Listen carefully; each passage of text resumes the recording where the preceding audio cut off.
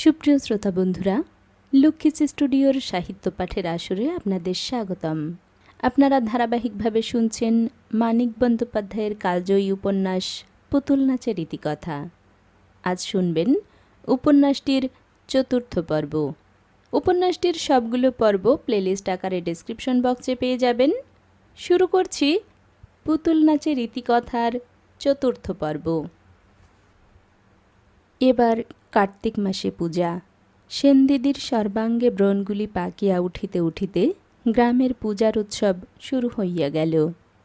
উৎসব সহজ নয়।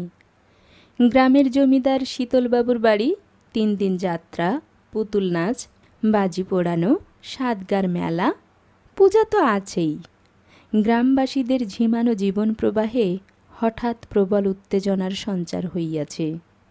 কেবল শশী এবার সেনদিদিকে লইয়া বড় ব্যস্ত। যাত্রা আরম্ভ হয় সপ্তমীর রাত্রে। যাত্রার দল তার আগেই গ্রামে হাজির হইয়া যায়। বায়না দিবার সময় শীতলবাবু অধিকারীকে বলিয়া দেন, দল নিয়ে 2-1 দিন আগেই আসবে বাপু। এক রাত্রি বেশ করে ঘুমিয়ে রাস্তার কষ্ট দূর করে তারপর অভিনয় করবে। এবার যে দলকে বায়না দেওয়া হয়েছিল সে দল এ অঞ্চলের নয়। বিনোদিনী অপেরা পার্টির আদি আস্তানা খাস কলিকাতায়। বাজিতপুরের মথুরা সাহার ব্যবসা উপলক্ষে কলিকাতা যাওয়া আসা আছে। কিছুদিন আগে ছেলের বিবাহে এই দলটি সে কলিকাতা হইতে ভাড়া করিয়া আনিয়াছিল। লোকমুখে দলের প্রশংসা শুনিয়া শীতলবাবু সেই সময় বায়না দিয়া রাখিয়াছিলেন। কাল বিকালে বিনোদিনী অপেরা পার্টি আসিয়া পৌঁছিয়াছে। মস্ত দল, সঙ্গে অনেকগুলি বড় বড় কাঠের বাক্স। দেখিয়া গ্রামের লোক খুশি হইয়াছে। দলের অধিকারী বিয়ে ফেল, তবে দলে তাহার 2 জন বিয়ে পাশ অভিনেতা আছে শোনা অবধি সকলে উত্তেজিত হইয়া উঠিয়াছে। থিয়েটার? ওহ, যাত্রা, অপেরা পার্টি নাম যে। তাই ভালো, যাত্রাই ভালো। সাতগার কাছারি বাড়িটা সাফ করিয়া যাত্রাওয়ালাদের থাকিতে দেওয়া হইয়াছিল। দলের সকলের মশারি নাই, কুমুদের আছে। রাত্রে তার ঘুম মন্দ হয় নাই। সকালে উঠিয়া সে শশীর সঙ্গে দেখা করিতে আসিল। শশী অবাক হইয়া বলিল, তুই কুমুদ? কুমুদ হাসিয়া বলিল, না রে, আমি প্রবীর। শশী বুঝিতে পারে না। প্রবীর কি প্রবীর? গ্রামে বিনোদিনী অপেরা পার্টি এলো, চারিদিকে হইচই পড়ে গেছে, খবর পাসনি? তুই যাত্রা দলের সঙ্গে এসেছিস কুমুদ? তুই যাত্রা করিস? কথাটা বিশ্বাস করিতে এত বিস্ময় বোধ হয়। কুমুদ বদলাইয়া গিয়াছে। মুখে আর সে জ্যোতি নাই, চুলে সেই অন্যমনস্ক বিদ্রোহ নাই। অত সকালেও কুমুদ কিছু প্রসাধন সারিয়া তবে দেখা করিতে আসিয়াছে। তবু যতই বদলাক, এ তো সেই কুমুদ। মানে বই না দেখিয়া যে একদিন তাহাকে ক্লাসের কাব্য সঞ্চয়নে শেলীর দুর্বোধ্য কবিতা বুঝাইয়া দিয়াছিল, মোনালিসার হাসির ব্যাখ্যা করিয়াছিল। কুমুদ বলিল, করি বই কি যাত্রা, প্রবীর সাজি, লক্ষণ সাজি, চন্দ্রকেতু সাজি, আরও কত কি সাজি। গলা ফাটিয়ে বলি, 700 মেডেল পেয়েছি। শশী অবাক হইয়া বলিল, আয় ঘরে আয়, বসে সব বলবি, চল। কুমুদকে শশী তাহার ঘরে লইয়া গেল। ঘরে গিয়া আর একবার বলিল, একদিন পরে তুই এলি কুমুদ, এতকাল পরে তোর সঙ্গে দেখা হলো, কি আশ্চর্য।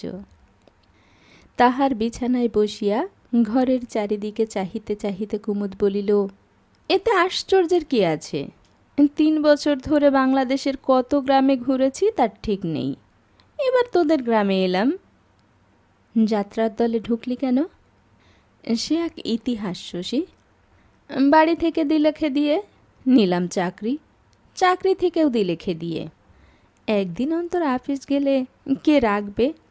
ঘুরতে ঘুরতে বহরমপুরে বিনোদিনী অপেরা পার্টির যাত্রা শুনে অধিকারীর সঙ্গে ভাব জমালাম। অধিকারী লোক ভালো রে শশী, পরীক্ষা করে 70 টাকা মাইনে দিয়ে নিয়ে নিল দলে। 2-4টে সেনাপতির পার্ট করে গলা খুলল। খুব আবেগ ভরে চেঁচাতে শিখলাম। 1 বছরের মধ্যে মেন অ্যাক্টর। 80 টাকা মাইনে দেয়। মাসে 8টার বেশি পালা হলে পালা পিছু 5 টাকা করে বোনাস। দলে আমার খাতির কত। কুমুদ হাসিল। Grand success. হ্যাঁ। শশীও হাসিল। তুই শেষে যাত্রা করবি এ কথা ভাবতেও পারতাম না কুমুদ। আমিও কি ভাবতে পারতাম? তখন আকস্মিক কথার অনটনে শশী বলিল, আজ তুই এখানে খাবি ভাই, সারাদিন থাকবি। কুমুদ বলিল, বেশ। মনে মনে শশী ভারী খুশি হইয়াছিল। এতকাল পরে কুমুদের সঙ্গে দেখা হইয়াছে শুধু এই জন্য নয়, কুমুদ নামিয়া আসিয়াছে বলিয়া। কুমুদের সেই অন্যমনস্ক সরল অধ্যত্ব নাই। নিজেকে সংসারের আর সকলের চেয়ে স্বতন্ত্র, সকলের চেয়ে বড় মনে করিতে সে ভুলিয়া গিয়াছে। এটুকু শশী প্রথম হইতেই টের পাইতেছিল। কুমুদের কাছে নিজেকে তাহার চিরদিন ছোট মনে হইয়াছে, তুচ্ছ মনে হইয়াছে। কুমুদের অন্যায়ের ইতিহাসগুলি শুনিয়া পর্যন্ত ঈর্ষার সঙ্গে তাহার মনে হইয়াছে এত সাহস, এত মনের জোর, এতখানি তেজ তাহার নাই। এরকম অসাধারণ ব্যক্তিত্বের অভাবে জীবনটাই বৃথা গেল তাহার। আজ কুমুদের মৃদু অস্বস্তি, চেষ্টা করা সহজ ব্যবহার এবং একেবারে যাত্রার দলের অধঃপতন তাহাকে যেন শশীর চেয়েও নিচে নামাইয়া দিয়াছে। বন্ধুকে আর শশীর গুরুজন মনে হইতেছে না। কুমুদ বলিল, তোর ঘরখানি বেশ সাজানো। গ্রামে থেকে গেও বনে যাসনি দেখছি। সে আবার একটু হাসিল। তাহার পূর্বের হাসির সঙ্গে তুলনা করিয়া এ হাসিকে শশীর মনে হইল ভীরু অপরাধী হাসি। কতকাল ধরে কারো বাড়িতে ঢুকিনি জানিস শশী? 4 বছর। পারিবারিক আবহাওয়াটা মুগ্ধ করে দিচ্ছে। বিয়ে করেছিস? না। করিসনি? তোর ঘর দেখে মনে হচ্ছিল বউ আছে। ঘর কে গুছিয়েছে রে? বোন? উঠানে যাকে দেখলাম ও বোন নয়, ভাগ্নি, পিসির মেয়ের মেয়ে। বোন একটা আছে, ছোট, 8 বছর বয়স। গোছানোর বদলে বরং নোংরাই করে দিয়ে যায়। আমার খাটের তলাটা হলো ওর খেলাঘর। তাকিয়ে দেখ, পুতুলেরা সারে সারে ঘুমোচ্ছে। এইবার ঘুম ভাঙবে। খুকির আসবার সময় হলো যে। একটু চেষ্টা করে ভাব জমাস।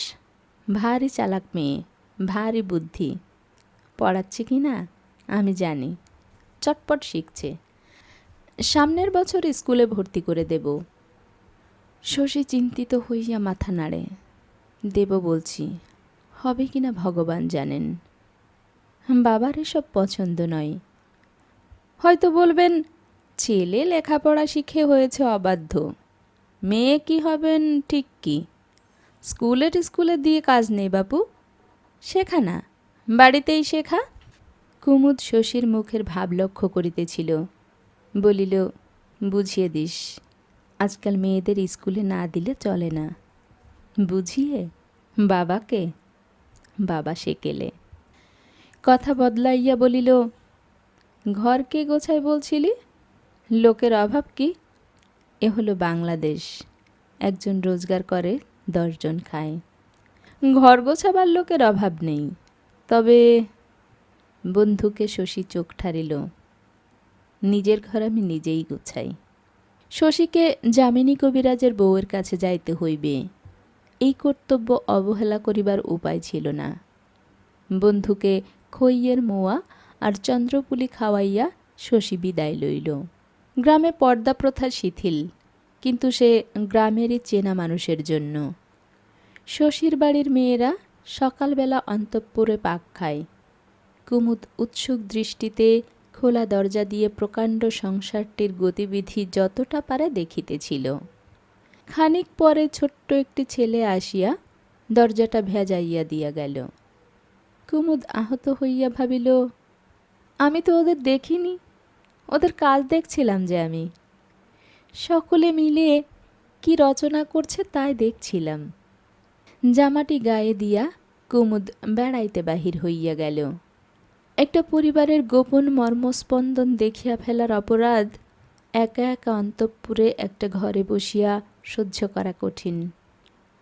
বাড়ি হইতে বাহির হইয়া পড়িয়া কুমুদের চোখ পড়িল হারু ঘোষের বাড়ির পেছনে তালবনের ওপাশে উঁচু মাটির টিলাটির দিকে।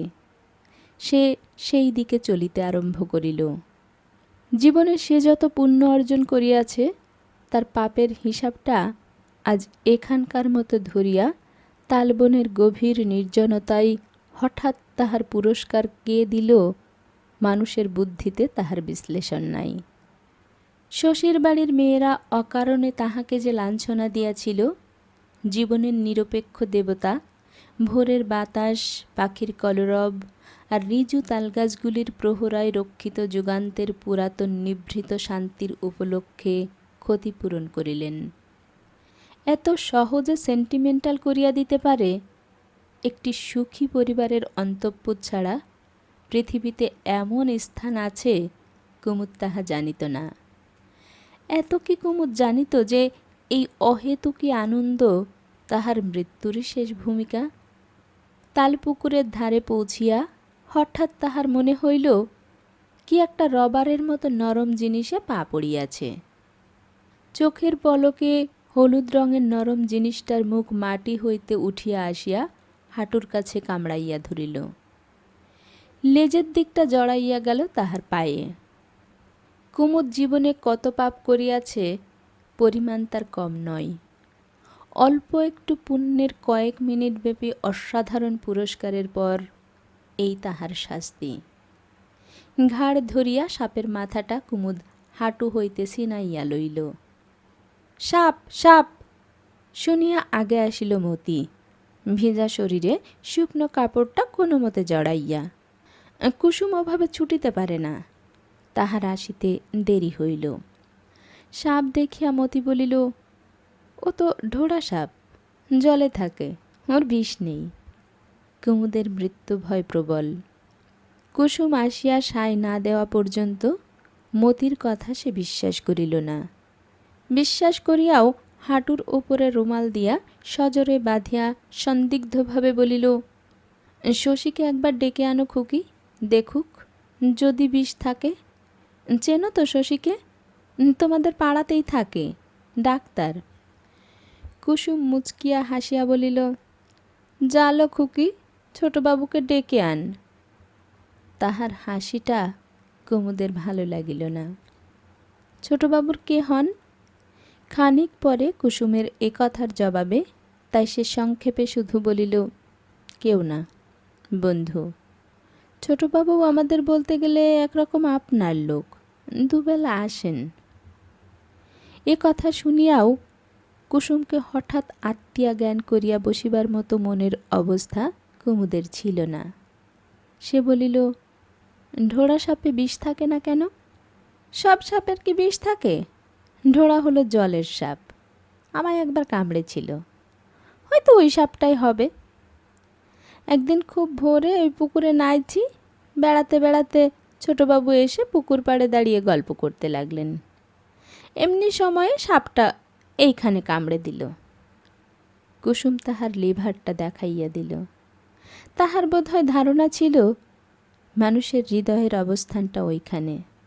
ছোটবাবুকে বললাম, সাপে কামড়েছে ছোটবাবু। শুনে ছোটবাবুর মুখের যা হয়ে গেল। কি হয়ে গেল? কুমুদ কৌতূহল বোধ করিতেছিল। শুকিয়ে গেল, ছাইবর্ণ হয়ে গেল। সাপের কামড়ে তোমার কিছু হলো না? কুমুদ তুমি বলাই কুসুম রাগ করিয়া বলিল, কথা বলতে শেখনি দেখছি তুমি, ভদ্রলোক তো। তারপর দুজনেই দমিয়া যাওয়ায় আর কথা হইল না। তালগাছগুলি নিঃশব্দে দাঁড়াইয়া রহিল। একটা মাছরাঙা ঝোপ করিয়া তালপুকুরে আছড়াইয়া পড়িল। দুপুরবেলাটা বন্ধুর সঙ্গে গল্প করিয়া কাটাইয়া বেলা পড়িয়া আসিলে কুমুদ বিদায় গ্রহণ করিল। সকাল সকাল পালা শুরু হবে, যাবি তো শশী? যাব বই কি, নিশ্চয় যাব। হারুর বাড়ির পেছনে সাতগা পর্যন্ত বিস্তারিত ধান ক্ষেত। তালপুকুরের ধার হইয়া ক্ষেতের আল দিয়া কুমুদ সাতগার কাছারি বাড়ি পৌঁছিল। তালপুকুরে সে মতিকে দেখিবার আশা করিতেছিল, কিন্তু যাত্রা শুনিতে যাওয়ার আয়োজনে ব্যস্ত মতির পুকুরে আসিবার সময় ছিল না। কুসুম রাঁধিতেছিল। সন্ধ্যার আগেই খাওয়ার পাট চুকিয়া যাওয়া চাই।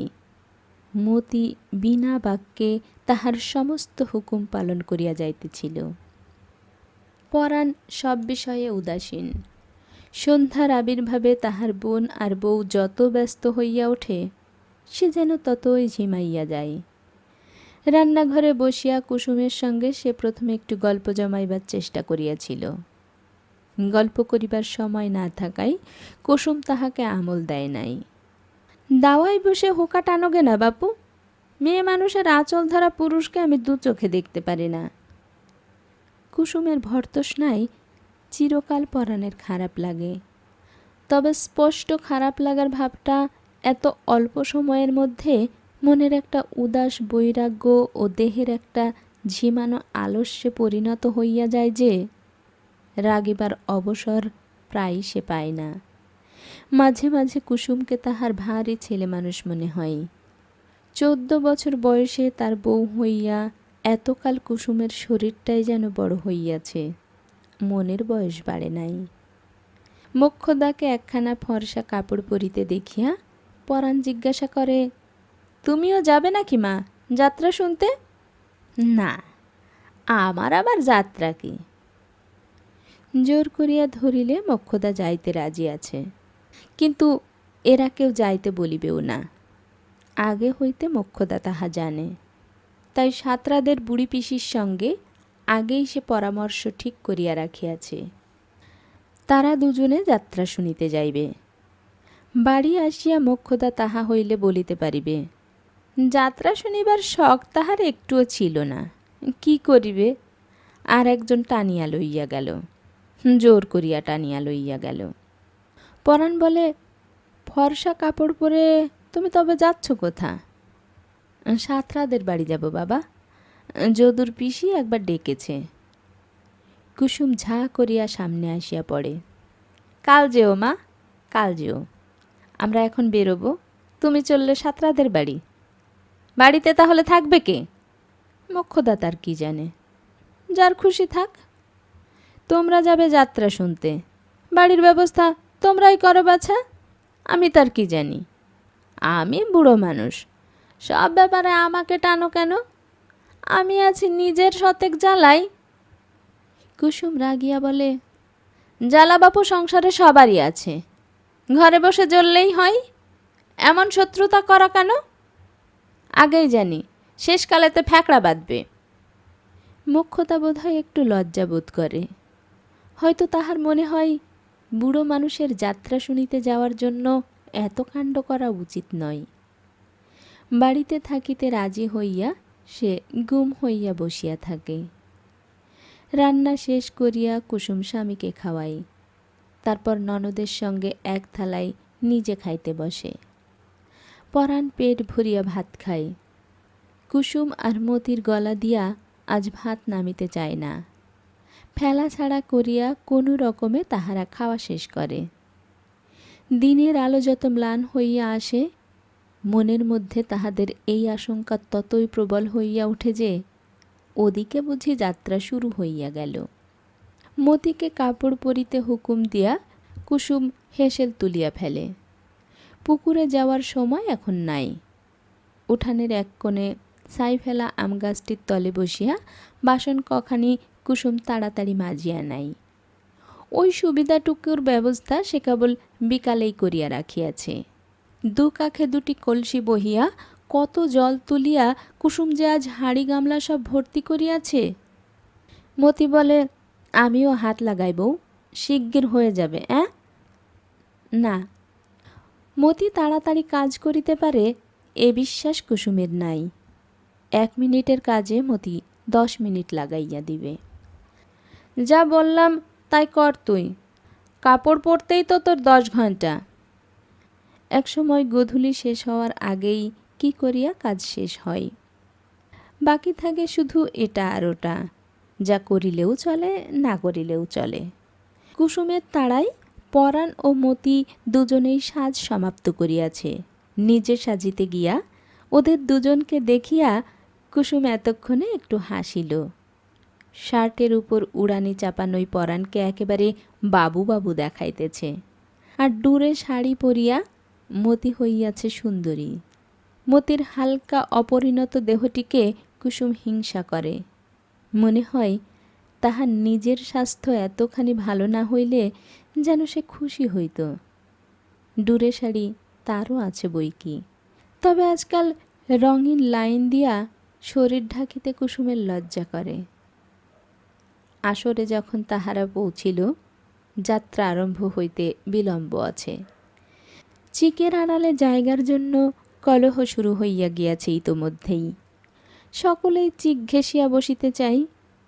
11 বছরের সদ্য পর্দা পাওয়া মেয়ে হইতে তাহার 50 বছরের দিদিমা পর্যন্ত। এসব বিষয়ে কুসুম ভারী উস্তাদ। সকলকে ঠেলিয়া ঠুলিয়া সেই যে সে চিকের কাছে প্রথম সারিতে একটা 10 ইঞ্চি ফাঁকের মধ্যে নিজেকে গুজিয়া দিল, কেহ আর তাহাকে সেখান হইতে নড়াইতে পারিল না। মতি তাহার পিঠের সঙ্গে মিশিয়া সংস্কৃত সাহিত্যের সুসের পিছনে সুতা চলার উপমার মতো আগাইয়া আসিয়াছিল। কুসুমের পিঠ ঘেঁষিয়া সে একরকম চরণ দত্তের গৃহিণীর কোলের উপরেই বসিয়া পড়িল। চরণ দত্তের গৃহিণী তাহাকে ঠেলিতে আরম্ভ করায় কুসুমের কোমর সে জড়াইয়া ধরিল প্রাণপণে। কুসুম মুখ ফিরাইয়া চোখ রাঙাইয়া চরণ দত্তের গৃহিণীকে বলিল, মেয়েটাকে ঠেলছো কেন গা? কেন ঠেলছো? গাল দিলে ভালো হবে। সরে বসো, জায়গা দাও। সবাই বসবে, সবাই দেখবে। তোমার একার জন্য তো যাত্রা নয়। কুসুমকে মতির এত ভালো লাগিল, কুসুমের কাছে মতি এত কৃতজ্ঞতা বোধ করিল। যাত্রা শুরু হওয়ার একটু আগে কুসুম বলিল, ওই দেখ মতি, ছোট বাবু।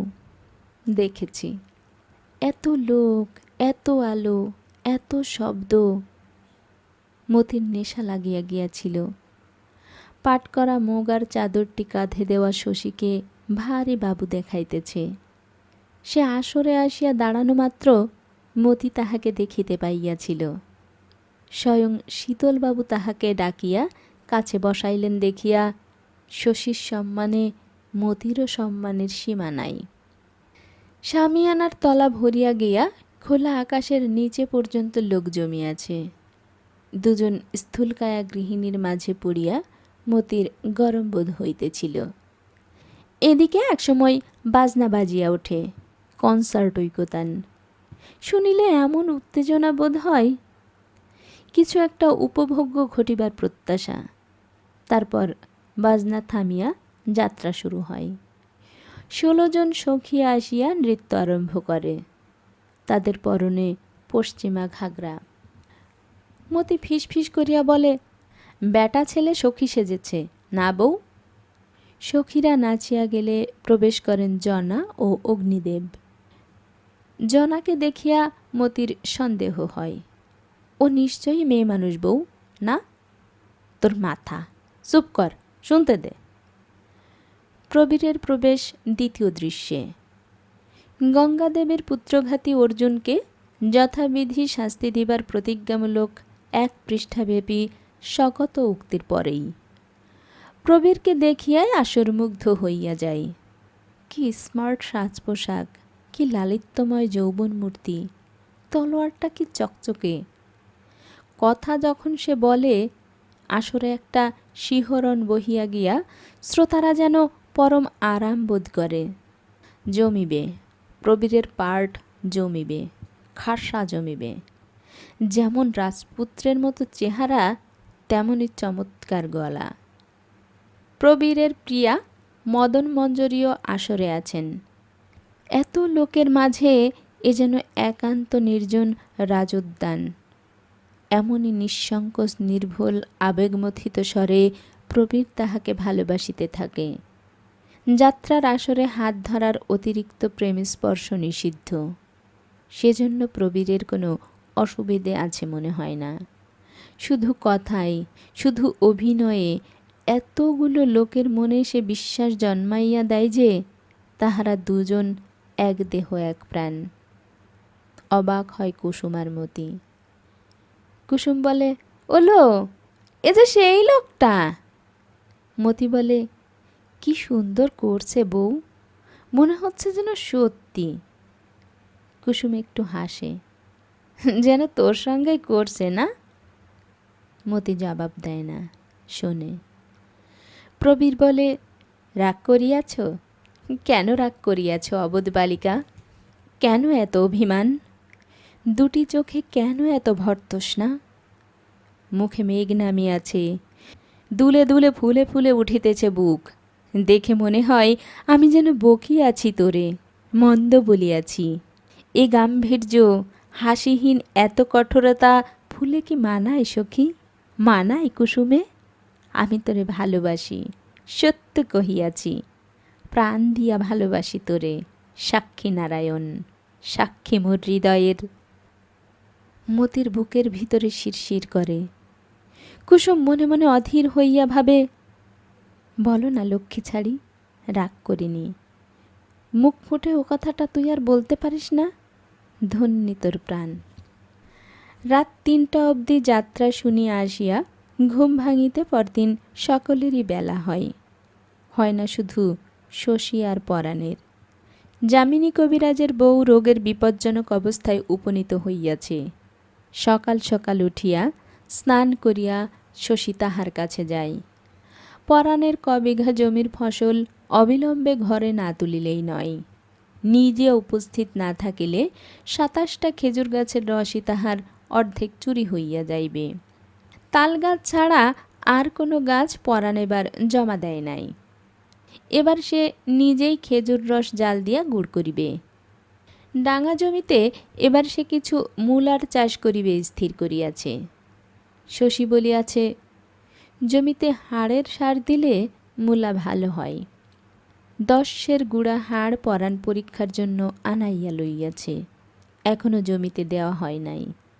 পরাণের অনেক কাজ। দুপুরে কুমুদ শশীর বাড়িতে আসিল। শশী বাড়ি ছিল না। গোপাল জানিয়াছে কুমুদ যাত্রা করে। কুমুদকে সে বাড়ির বেড়া পার হইতে দিল না, বাহিরের ঘরে বসাইয়া রাখিল। দাবা খেলতে পারো হে? আগে না। গোপাল তখন বাড়ির মধ্যে ঢুকে গেল ঘুমাইতে। কুমুদ, গত রাত্রের হাজার নরনারীর হৃদয়জয়ী কুমুদ, নিজেকে পরিত্যক্ত বন্ধুহীন মনে করিয়া গেল তালপুকুরের ধারে। সেখানে তাহার বন্ধু জুটিল মতি। মতি কি মাঝে মাঝে তালপুকুরে কবিত্ব করিতে আসে? নিঝুম দুপুরের অলস প্রহরগুলি ঘরে কি তাহার কাটে না? কে বলিবে? কিন্তু আজ সে বিশেষ দরকারেই তালপুকুরে আসিয়াছিল। পুকুর পাড়ে কাল সে কানের একটা মাকড়ি হারাইয়াছে। যাত্রা দেখার উৎসাহে কাল খেয়াল থাকে নাই। আজ স্নানের সময় কানে হাত পড়িতে, ওমা, মাকড়ি কোথায়? ভয়ে কথাটা সে কাহাকেও বলে নাই। দুপুরে সকলে ঘুমাইলে চুপি চুপি খুঁজিতে আসিয়াছে। রূপা নয়, তামা নয়, সোনার মাকড়ি। কি হইবে? মাকড়ি মতি পাইল না, পাইল কুমুদকে। উভয় পক্ষই কৃতার্থ হইয়া গেল। কুমুদ এ জগতের রক্তমাংসের মানুষ নয়, রূপকথার রাজপুত্র, মহাতেজা, মহাবীর্যবান, মহাপ্রেমিক। হ্যাঁ, কুমুদ পৃথিবীর কেহ নয়, পৃথিবীর সেরা লোক শশী। কুমুদ শশীর মতোও নয়। ছোটবাবুর কথা মতি কি না জানে? ছোটবাবু কি খাইতে ভালোবাসে তা পর্যন্ত। কুমুদ কি খায় কে তার খবর রাখে? শার্ট পরা কুমুদ হইল রাজপুত্র প্রবীর। শশীকে কি খুঁজছ খুকি? মতি বলে। বলিতে মতির ভালো লাগে। সোনার মাকড়ি হারানো যেন বাহাদুরির কাজ। বলে, বাড়িতে জানলে মেরে ফেলবে। মেরে ফেলবে? বাড়িতে তোমাকে খুব মারে নাকি? এমনি মারে না, দামি জিনিস হারালে মারে। আজ আপনি কি সাজবেন? রাবণ। কুমুদ হাসে। হ্যাঁ, রাবণ বই কি? আর রাবণ তো দেখতে বিশ্রী। কুমুদ খুশি হইয়া বলে, লক্ষণ সাজব। মতি উৎসুক হইয়া জিজ্ঞাসা করে, ও উর্মিলা সাজবে কে? কাল যে আপনার বউ সেজেছিল সে? আচ্ছা, ও তো ব্যাটা ছেলে। অ্যাঁ? কুমুদ বলে, ব্যাটা ছেলে বই কি। মতির সঙ্গে কুমুদও মাকড়ি খুঁজে। তালপুকুরের ভাঙাচোরা ঘাট হইতে তালবনের মাঝামাঝি পায়ে চলা পথের দুধারে। বাড়ির কাছে পৌঁছিয়া যাওয়ায় ভয়ে মতি বলে, ওদিকে নেই, আমি ভালো করে খুঁজেছি। ভাবে প্রবীর চলিয়া গেলে এখান হইতে বাড়ি পর্যন্ত সে নিজেই খুঁজিয়া দেখিবে। খুঁজিতে খুঁজিতে দুজনে আবার ঘাটে ফিরিয়া যায়। মতি বলে, কোথায় পড়ে গেছে কে জানে, ও আর পাওয়া যাবে না। না পেলে তোমায় মারবে না? কে মারবে? কে মারিবে মতি তাহার কি জানে। একজন কেউ নিশ্চয়ই। তবে তো মুশকিল। কুমুদ চিন্তিত হইয়া বলে, তোমার আর একটা মাকড়ি কই, দেখি কি রকম। অন্য মাকড়িটি মতি আঁচলে বাঁধিয়া রাখিয়াছিল, খুলিয়া দেয়। খুবই সাদাসিধে মাকড়ি। এক টুকরো চাঁদের কোলে একরত্তি একটা তারা, তারার তলে চাঁদটা দোলে। মাকড়ি হারিয়েছে, কাউকে বলো না খোকি। কেউ টের না পাইলে মতি আপনা হইতে অবশ্যই বলিবে না। কিন্তু কেন? কাল তোমাকে একটা মাকড়ি এনে দেব। মতি অবাক হইয়া যায়। পাবেন কোথায়? কেন, গায়ে তোমাদের গয়নার দোকান নেই? কিনে আনবেন? মতির মনে হয় মাকড়ি কেনার আগে প্রবীর তাকেই কিনিয়া ফেলিয়াছে। তাহার মাকড়িটা পকেটে ভরিয়া কুমুদ চলিয়া গেলে পুকুর ঘাটে বসিয়া বসিয়া সে এই কথাটাই ভাবে। তাহাকে একটা মাকড়ি দেওয়া প্রবীরের কাছে কিছুই নয়। আরও কত মেয়েকে সে হয়তো অমন কত দিয়াছে। বেশি না থাক, যাত্রার দলে দুটো একটা মেয়েও কি নাই? তবু তাহাকেই মাকড়ি দিতে চাওয়ার জন্য প্রবীর কি ভয়ানক ভালো। আজ তাহাদের যাত্রা শুনিতে যাওয়া বারণ, পরাণ নিষেধ করিয়া দিয়াছে। রোজ রোজ যাত্রা শোনা কি? একদিন শুনিয়া আসিয়াছ, আজ বাদ যাক, কাল আবার শুনিবে। পরাণ ওদের যাত্রা শুনিতে যাওয়া পছন্দ করে না। কেন করে না তার কোনো কারণ নাই। ওরা যাত্রা শুনিয়া বেলা 10টা পর্যন্ত পড়িয়া পড়িয়া ঘুমাক আর না ঘুমাক, পরাণের কিছুই আসিয়া যায় না। প্রতিদিন প্রদোষের আধো অন্ধকারে সে যখন বাহির হইয়া যায়, এ বাড়িতে কারো ঘুম ভাঙে না। তাহার সুখ সুবিধার দিকে তাকানোর অভ্যাস এ বাড়িতে কাহারও নাই। একবেলা ভাতের বদলে মুড়ি খাইয়া থাকিতে হইলে নালিশ করা পরাণকে দিয়া হইয়া ওঠে না। তবু সে চায় না।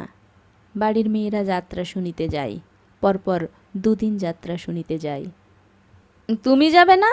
না, নিজের বেলা ভিন্ন নিয়ম। কুসুম বলিল। সে রাগিয়াছে? আমার সঙ্গে তোমার কথা কি? বেটা ছেলে নাকি? তুমি গেলে আমিও যাব। আমি যাব না তবে। পরাণও মাঝে মাঝে গো ধরিতে জানে। কুসুম বলে, তুমি যাও বা না যাও, আমি কিন্তু যাব। চুলোই যাও। মুখে যাই বলুক, কুসুম যাত্রা শুনিতে যাওয়ার কোনো আয়োজনই করিল না। পাড়ার অনেক বাড়ির মেয়েরা যাইবে, কুসুমও তাদের সঙ্গে যাইতে পারিত। কিন্তু যাওয়ার চেয়ে না যাওয়ার মধ্যেই এখন রাগ ও অভিমান বেশি প্রকাশ পায়। জিদও তাহাতে বজাইয়া থাকে বেশি। কুসুম তাই সারাটা দুপুর ঘুমাইয়া কাটাইয়া দিল। সন্ধ্যার সময় বাজনার শব্দ শুনিয়া অস্থির হইয়া উঠিল মতি। প্রবীর আজ লক্ষণ সাজিবে। কীরকম না জানি আজ দেখাইবে তাহাকে। পারিলে মতি একাই চলিয়া যাইত। 2 বছর আগেও সে এমন গিয়াছে। এখন আর সেটা সম্ভব নয়। 2 বছরের মধ্যে সে যে কি ভয়ানক বড় হইয়া গিয়াছে, ভাবিলেও মতির চমক লাগে। কিন্তু কি করা যায়? অমন করিয়া বাজনা বাজিতে থাকিলে ঘরেও টেকা অসম্ভব। এক সময় এসে কুসুমকে বলিল, যাত্রা নাই শুনে, ঠাকুর দেখে আসি, চল না বউ। পরাণ দাওয়ায় বসিয়া অর্থ সমস্যার কথা ভাবিতেছিল। সে ডাকিয়া বলিল, এদিকে শোন মতি, শুনে যা। মতি কাছে আসিল। কি বলছিলি? ঠাকুর দেখতে যাব। ঠাকুর দেখতে যাবি? আচ্ছা চল, একটু যাত্রাও শুনে আসবি অমনি। পরাণ এমনিভাবে একরকম স্পষ্টই হার স্বীকার করিল, কিন্তু কুসুম আর যাইতে রাজি নয়। এখন খাওয়া দাওয়া সারিয়া পান সাজিয়া যাইতে যাইতে পালা শেষ হইয়া যাইবে না? ঠাকুর পূজার বাদ দিবাচ্ছে, পালা শুরু হতে ঢের দেরি। পরাণ উদাসভাবে বলিল। মতি বলিল, চল না বউ, অমন করিস কেন? কুসুম বলিল, গিয়ে বসবি কোথায়? তোর জন্য জায়গা ঘুমাচ্ছে। সব বাইয়ের পেছনে বসে যাত্রা শোনার চেয়ে ঘরে শুয়ে ঘুমানো ঢের ভালো। পরাণ বলিল, ছোটবাবুকে বললে। ছোটবাবুর নাম উল্লেখে কুসুম আরও রাগিয়া কহিল, ছোটবাবু কি করবে? জায়গা গড়িয়ে দেবে? পরাণ বলিল, ছোটবাবুর বাড়ির সবাই বাবুদের বাড়ির মেয়েদের জায়গায় বসে, নেটের পর্দা টাঙানো, দেখিসনি মতি? বাবুদের বাড়ি ছোটবাবুর খাতির কত। ছোটবাবুকে বললে তোদের ওইখানে বসিয়ে দেবে। কুসুম হঠাৎ শান্ত হইয়া বলে, আমি যাব না। তাহাকে আর কোনো মতেই টলানো যায় না। বাবুরা জমিদার, শশীরা বড়লোক। ওদের বাড়ির মেয়েদের কত ভালো ভালো কাপড়, কত দামি দামি গয়না, একটা জবরদং লেস লাগানো জ্যাকেট গায়ে দিয়া তাঁতি বাড়ির কোরা কাপড় পরিয়া ওদের মাঝখানে তাহাকে বসিতে দেবে না ছাই, এক কোণে ঝির মতো বসিতে হইবে। গিয়া বসিলে দম আটকাইয়া যাইবে কুসুমের। শেষ পর্যন্ত পরাণের সঙ্গে মতি একাই গেল। শশীকে খুঁজিতে হইল না, সে বাড়িতেই ছিল। সে বলিল, তোর তো শখ কম নয় মতি। কিন্তু সঙ্গে গিয়া মতির বসিবার একটা ভালো ব্যবস্থা করিয়া দিতে সে আপত্তি করিল না, বরং নেটের পর্দার আড়ালে যেখানে বাবুদের বাড়ির মেয়েরা বসে মতিকে সেখানে বসাইতে পারিয়া সে বিশেষ গর্বই বোধ করিতে লাগিল। শীতল বাবুদের বাড়ির মেয়েরা গায়ে সিল্কের ব্লাউজ দেয়, বোম্বাই শাড়ি পরে।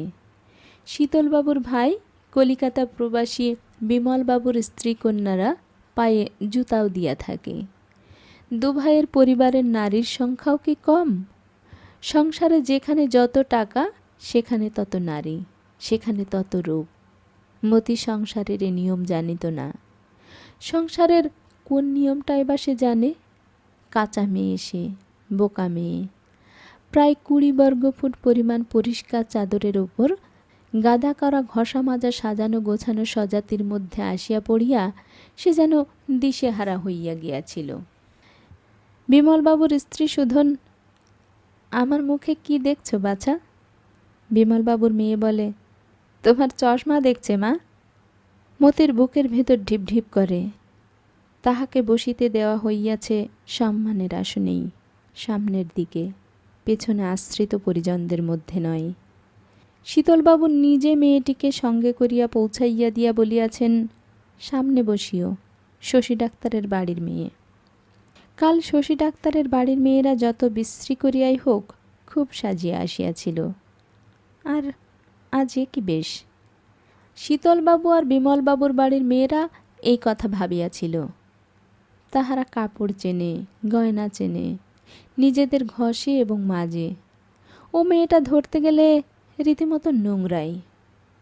শীতলবাবুর পুত্রবধূ গতবার ছেলে হওয়ার সময় বাজিতপুরের সিভিল সার্জন আসিয়া পড়ার আগেই শশীর হাতেই জীবন সমর্পণ করিতে বাধ্য হইয়াছিল। বিছানায় শুইয়া শুইয়া নভেল পড়ার সে কি ভীষণ শাস্তি! যাই হোক, ছেলেটি ঝির কাছে দোতলায় এখন চোখ বুজিয়া ঘুমাইতেছে। সিভিল সার্জন করিয়াছিল কচু। ছেলেটা একরকম শশী ডাক্তারের দান বই কি। শীতলবাবুর পুত্রবধূ তাই এক সময় মতিকে কৌতূহলের সঙ্গে জিজ্ঞাসা করিল, শশী ডাক্তার তোমার কি হয় গো? কেউ না। ওমা, কেউ না? এই রাত্রে তুমি পরের সঙ্গে যাত্রা দেখতে এলে? পর কেন? দাদার সঙ্গে এসেছি। তোমার দাদাকে? কাদের বাড়ির মেয়ে তুমি? আমি ঘোষ বাড়ির মেয়ে। আমার বাবা স্বর্গীয় হারানচন্দ্র ঘোষ। কথাটা শীঘ্রই রটিয়া গেল। হারু ঘোষের মেয়েকে তাহাদের মধ্যে গুজে দেওয়ার স্পর্ধায় শশীর উপর শীতলবাবু আর বিমলবাবুর পরিবারের মেয়েরা বিশেষ অসন্তুষ্ট হইলেন। মতির কাছে যাহারা ছিলেন তাহারা বাড়ির মধ্যে যাওয়ার ছলে উঠিয়া গেলেন এবং ফিরিয়া আসিয়া অন্যত্র বসিলেন। হাত পা ছড়াইয়া আরাম করিবার সুযোগ পাইয়াও মতির কিন্তু আরাম হইল না। অবহেলা অপমান বুঝিতে না পারার মতো বোকা সে তো নয়। এদিকে শশী মাঝে মাঝে সাজঘরে যায়। কুমুদকে প্রশংসা করিয়া বলে, বেশ হচ্ছে কুমুদ। তুই কলিকাতার থিয়েটারে গেলি না কেন? কুমুদ খুশি হইয়া বলে, ভালো হচ্ছে। 14 বছর উপোস করতে হয়েছে ভাই, তবু এখনো বৌদিকে রাবণের হাত থেকে উদ্ধার করিতে পারিনি। অযোধ্যায় ফিরিয়ে নিয়ে গিয়ে দাদাকে রাজা করতে পারলে বাঁচি। কুমুদ হাসে। খানিক পরে অশোকবন থেকে বৌদিকে আনতে যাব। রাবণবধ হতে বেশি দেরি নেই। সে সিনটা দেখিস। হ্যাঁ রে, তোদের গায়ে গয়নার দোকান আছে? শশী বলিল, গয়নার দোকান? গয়নার দোকান কোথায় পাবো? 2টো স্যাকরার দোকান আছে, ফরমাস দিলে গয়না তৈরি করে দেবে। ছোট ছোট 2টো একটা গয়না সময় সময় তৈরি করেও রাখে হয়তো। দোকান করার মতো কিছুই নয়। গয়না কিনবি নাকি? কিনবো। আমি? কেন? গয়না কিনবো কেন? শশী একটু বিচলিত হয়। কুমুদ গয়নার দোকানের কথা জিজ্ঞাস করিয়াছে কেন? তাও এক কথা বলিতে বলিতে হঠাৎ জিজ্ঞাসা করিয়াছে। কি ভাবিতেছে ও? শশী ভাবে, সৃষ্টি ছাড়া গোয়ার ছেলে, জগতে এমন কাজ নাই যা করে না। ওইসব করিয়াই সে যেন সুখ পায়। কিন্তু গয়নার দোকানের খবর নাই কেন? শশী আরও ভাবে যে খবর লইতে হইবে বিনোদিনী অপেরা পার্টি বাজিতপুরে অভিনয় করার সময় সেখানকার কোনো গয়নার দোকানে কিছু ঘটিয়াছে কিনা। শশীর মনের মধ্যে সন্দেহটা খসখস করিয়া বেঁধে বইকি। সে মনে করে বইকি যে আচ্ছা পাগল সে। এ কি কথা, এও কি কখনো হয়? তবু সে ভাবিয়া রাখে, বাজিতপুরের গয়নার দোকানের গত 2 মাসের কুশল কালই জানিবার চেষ্টা করিবে। এই অন্যায় কাজটা করিবার আগাম প্রায়শ্চিত্ত হিসাবে রাত 12টার সময় বাড়ি ফেরার আগে কুমুদকে সে পরদিন দুপুরে তাহার ওখানে আহারের নিমন্ত্রণ করিয়া যায়। পরাণকে বলে, মতিকে এবার বাড়ি নিয়ে যাও না পরাণ, কত রাত জাগবে? পরাণেরও ঘুম পাইয়াছে। সে বলে, যাবে কি? কিন্তু মতি ডাকিবা মাত্র চলিয়া আসে। আজ যাত্রা শুনিতে তাহার ভালো লাগিতেছিল না।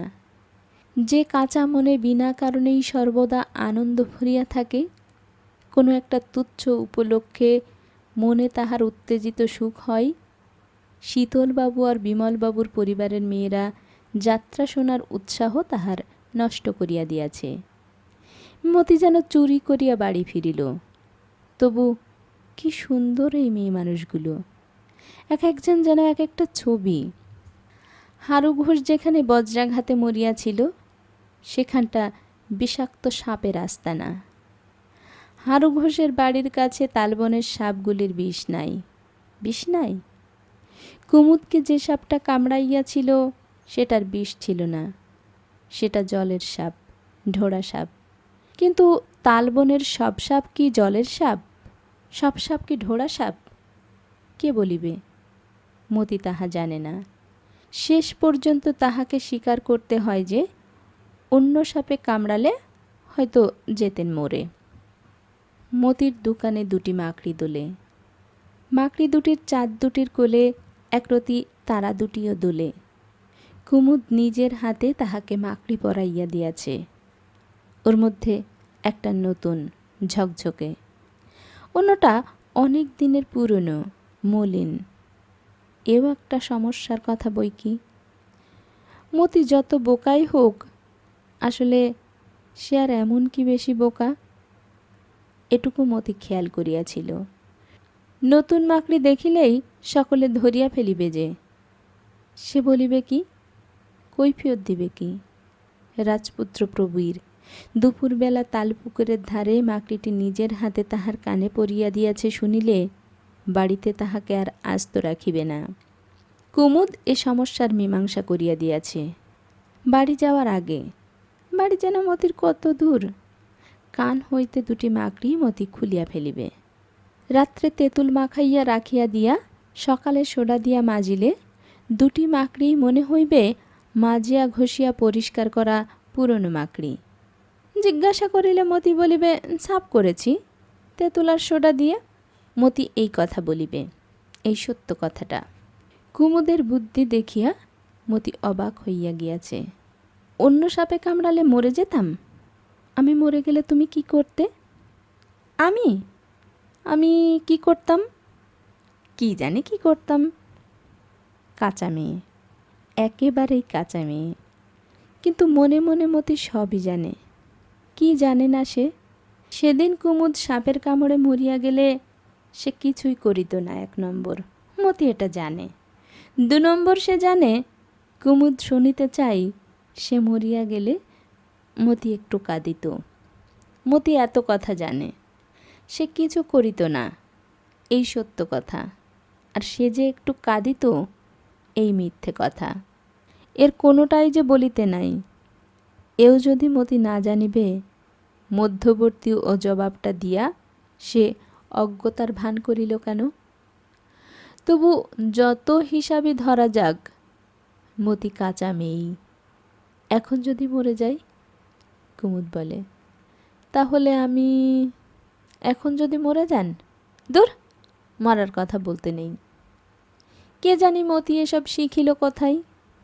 আপনা হইতেই শিখিয়াছে নিশ্চয়ই, কথা বলিতে, কাপড় পরিতে, ভাত খাইতে শেখার মতো। এসব কেহ শেখায় না, কে শেখাইবে?